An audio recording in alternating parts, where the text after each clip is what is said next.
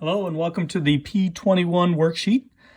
In this particular worksheet, we are looking to be able to graph quadratics, quadratic functions, and then we're going to try to find the zeros that go with those functions.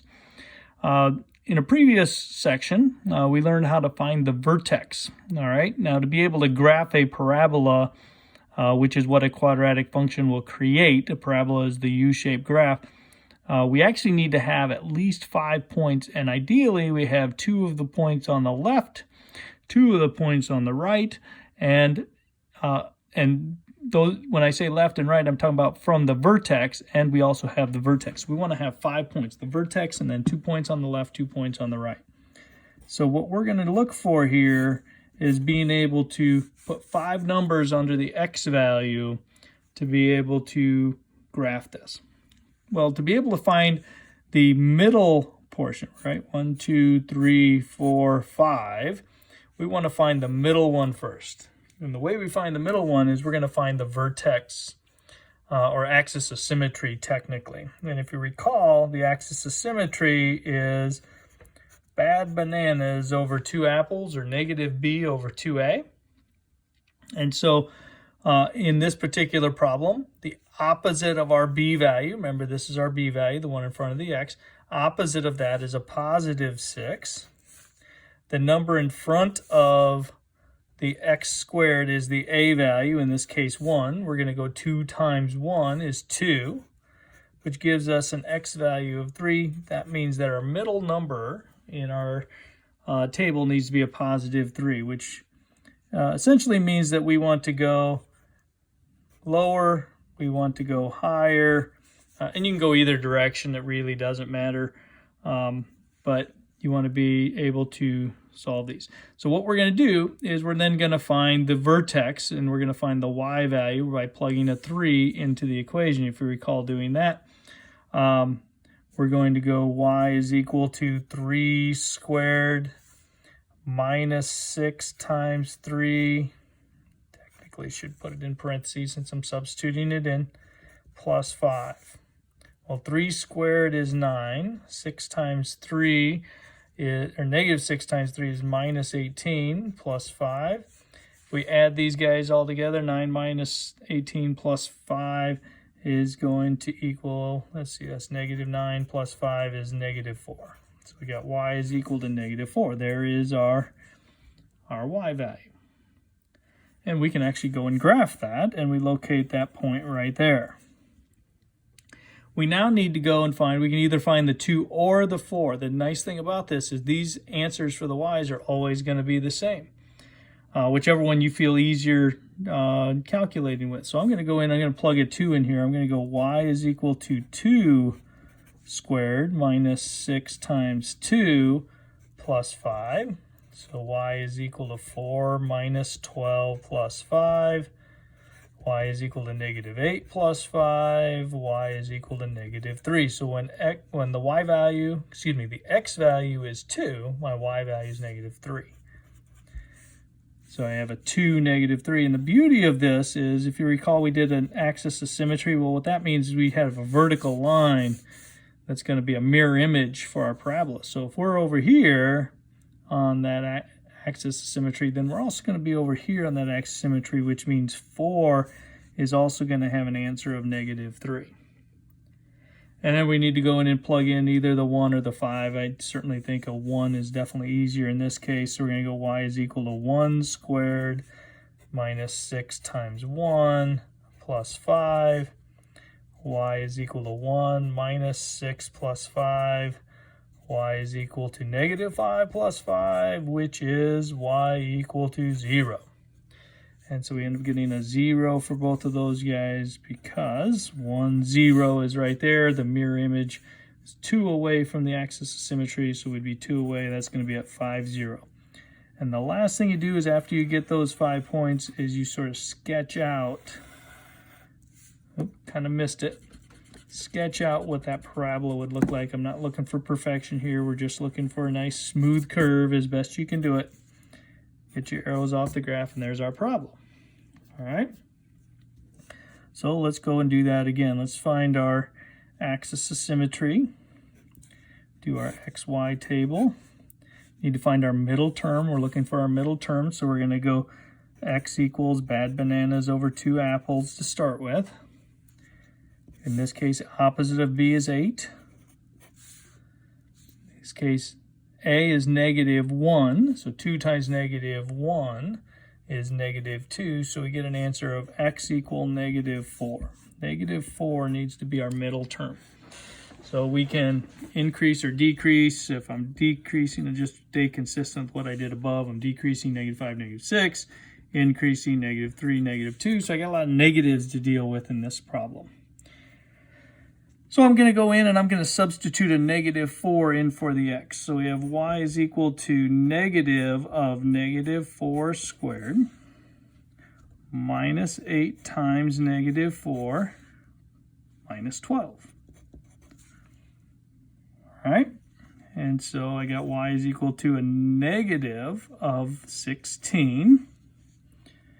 -4 times -4 is 16, but they say take the negative of that answer, so -16. -8 times -4 is a positive 32 minus 12. Well, -16 -16 plus 32 is 16, and 16 minus 12 is 4. So we end up getting a 4. -4, 4.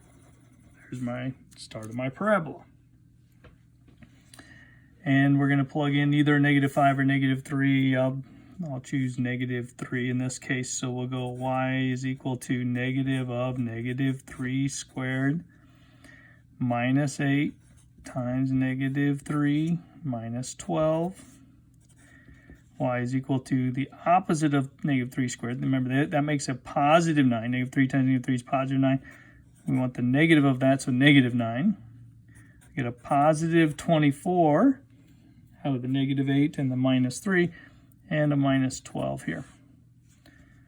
-9 or plus a 24 is a 15 minus 12, so our y value is 3.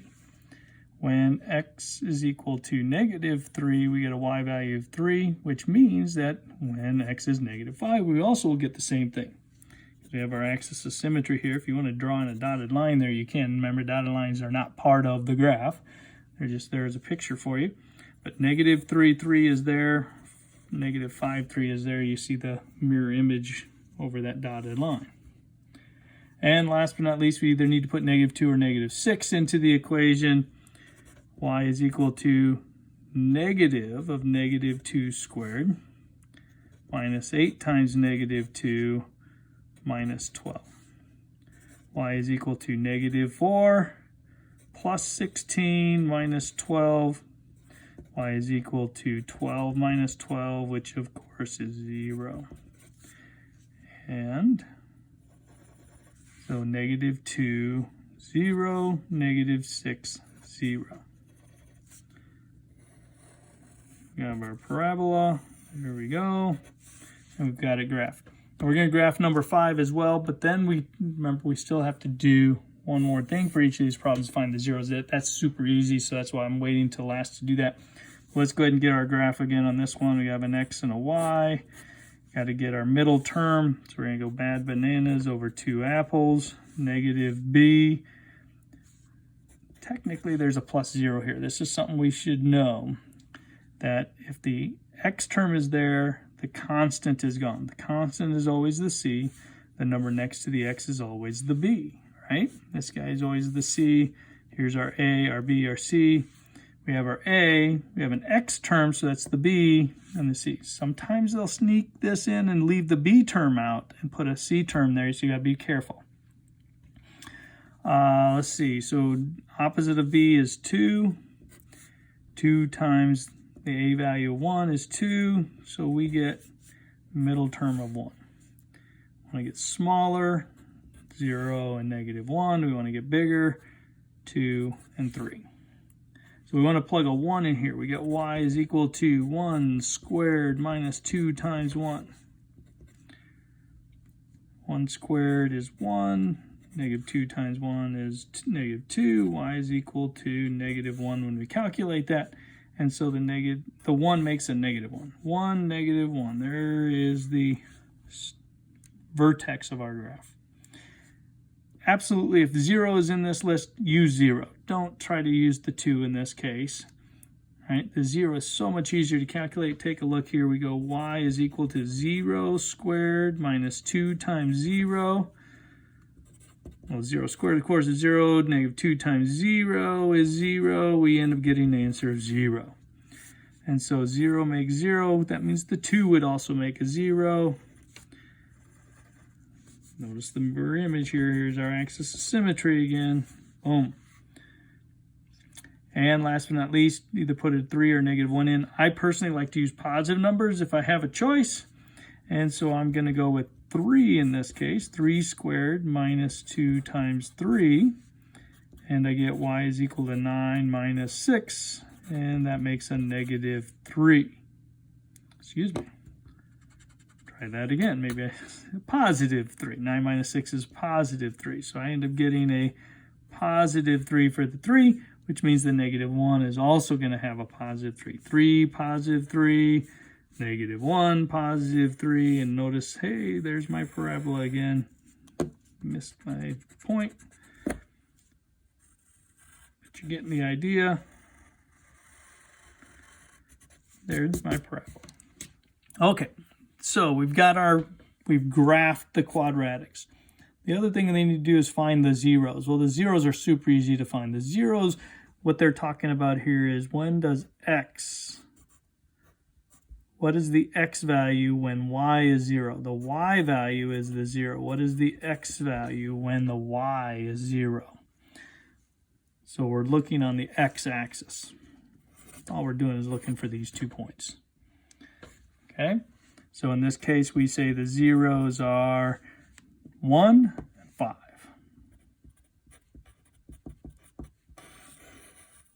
Zeros are 1 and 5.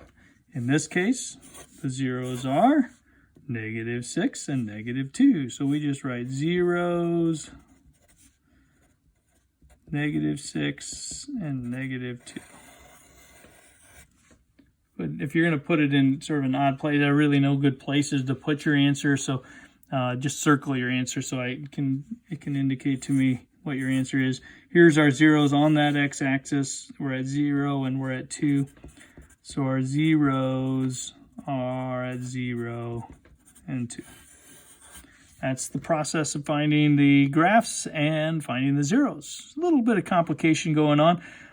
Use your calculator as much as you need. But it is possible, and using the skills that we learned previous, not outrageously difficult. Good luck.